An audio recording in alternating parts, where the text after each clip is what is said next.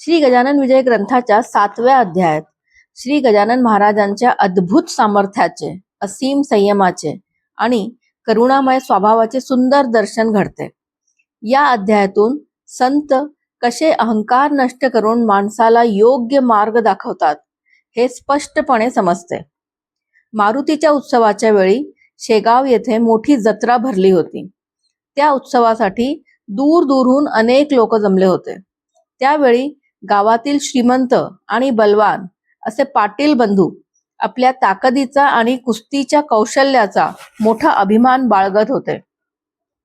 त्यांनी श्री गजानन महाराजांना सामान्य मनुष्य समजून त्यांची थट्टा केली आणि त्यांना कुस्तीचे आव्हान दिले.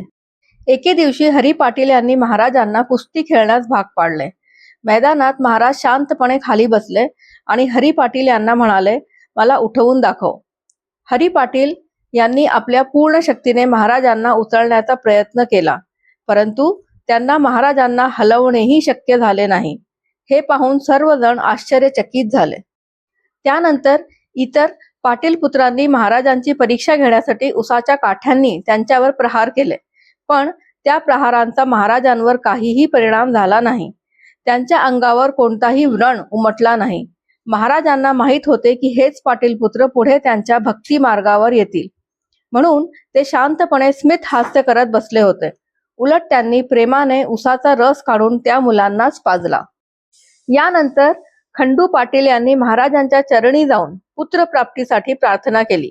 तेव्हा महाराजांनी त्यांना आशीर्वाद दिला की त्यांना पुत्रप्राप्ती होईल आणि त्या मुलाचे नाव भिक्या ठेवावे. या अध्यायातून आपल्याला महत्वाची शिकवण मिळते की संत अत्यंत संयमी आणि करुणामय असतात. ते अहंकार नष्ट करून माणसाला नम्रता आणि श्रद्धेचा मार्ग दाखवतात. संतांच्या सहवासामुळे मनुष्याच्या जीवनात भक्ती, शांतता आणि सद्गुणाची वाढ होते. गणगण गणात बोते. जय गजानन महाराज. तुम्हाला जर या अध्यायाचं सार आवडलं असेल तर प्लीज या चॅनलला लाईक आणि सबस्क्राईब करा आणि तसं मला कमेंट करून सांगा. तुमचा एक छोटासा केलेला कमेंट सुद्धा मला खूप जास्त प्रोत्साहित करतो. तर कमेंट करून नक्की सांगा.